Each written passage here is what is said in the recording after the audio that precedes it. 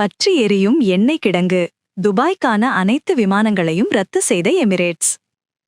Emirates விமான நிறுவனம் துபாய்க்கு இயக்கப்படும் அனைத்து விமானங்களையும் தற்காலிகமாக ரத்து செய்துள்ளதாக தெரிவிக்கப்பட்டுள்ளது. துபாய் சர்வதேச விமான நிலையம் அனைத்து பயணிகள் மற்றும் பணியாளர்களின் பாதுகாப்பை உறுதி செய்யும் முன்னெச்சரிக்கை நடவடிக்கையாக விமானங்களை தற்காலிகமாக நிறுத்தி வைத்துள்ளது.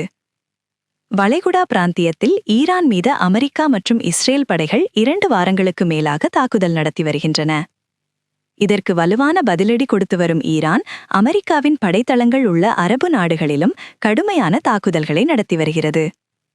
பாரசீக வளைகுடாவில் உள்ள ஹார்மோஸ் ஜலசந்தியை மூடியிருக்கும் ஈரான் அந்த வழியாக செல்லும் சர்வதேச நாடுகளின் எண்ணெய் கப்பல்கள் உள்ளிட்ட வணிக கப்பல்களையும் தாக்கி வருகின்றது.